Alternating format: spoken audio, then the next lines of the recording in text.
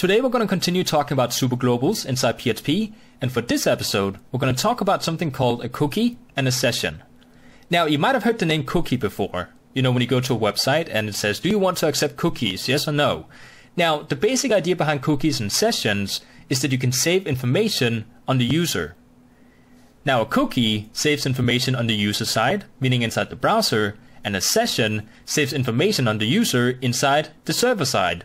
So to give you guys an example, let's say I go to a website that has a login system.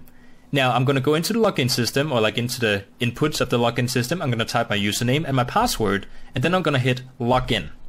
Now once I log in, if I'm actually logged in correctly, we need to be able to save who is actually logged in. Because once I do actually go to another page, suddenly the website doesn't remember anymore who's actually logged in.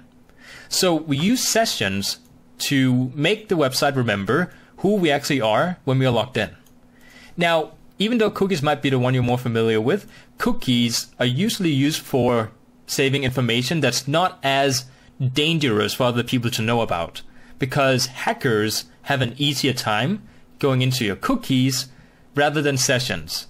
Now cookies are actually saved on your computer somewhere where hackers can gain access to it, and you don't want that. So when you use cookies, you can use it for something like, let's say you've been to a website that sells clothing and you want, the website to remember what type of clothing this person likes. So next time they come in, you're going to display that clothing as the first thing when they enter the site. Now, that will be okay, because that's not something hackers can actually use for something dangerous. Now, like a username and password, on the other hand, is not something you want to give away. So that's why we use sessions for that sort of thing. Now, there's also a difference here, because a session ends as soon as you close down your browser. If I actually go up and shut down my, Chrome or Firefox or whatever browser you might be using, the session is going to end. A cookie, on the other hand, has a time limit. I can actually set a cookie for maybe, 30 days, like a month, if I want to. And when they enter, a website again, it's still going to remember the information that we saved inside the cookie. It's not going to forget it unless we tell it to, or the time expires. So now that we talked about the differences between a cookie and a session, let's actually try and talk about how to actually make these.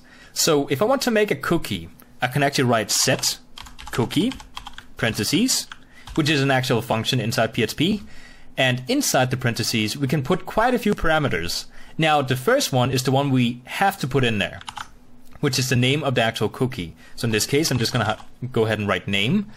Afterwards, it would make sense to, actually give this cookie a value. So I'm going to go ahead and say, comma, Daniel, inside a string, of course, because right now, if I call out the cookie called name, it's going to write Daniel, because that's the value of it.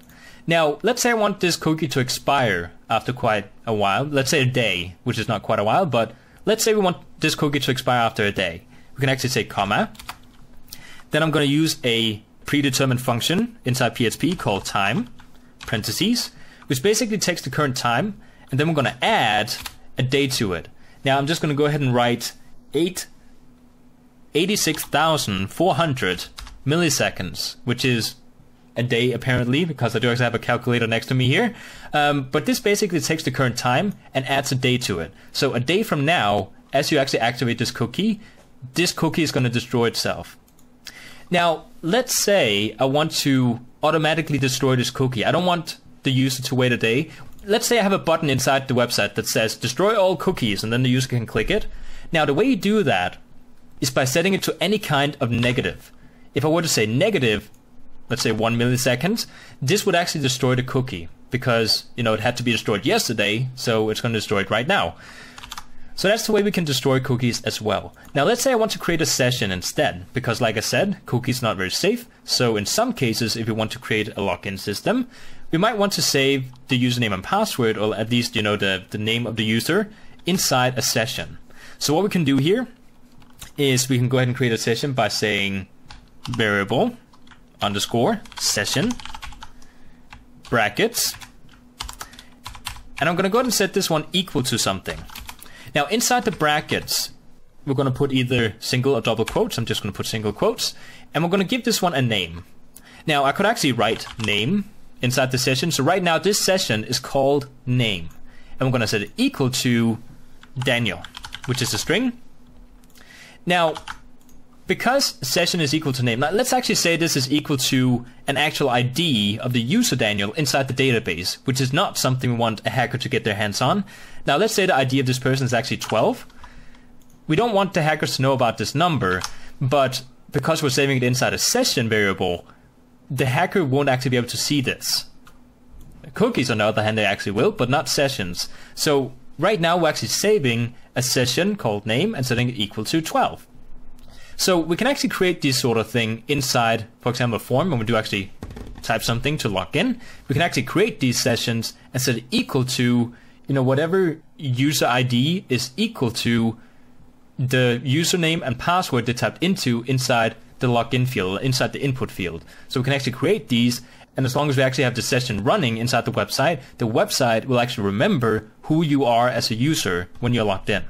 So knowing this, we're also going to have to talk about actual sessions, because we need to have a session going inside a website in order for it to actually remember variables called sessions, like these sort of super globals down here.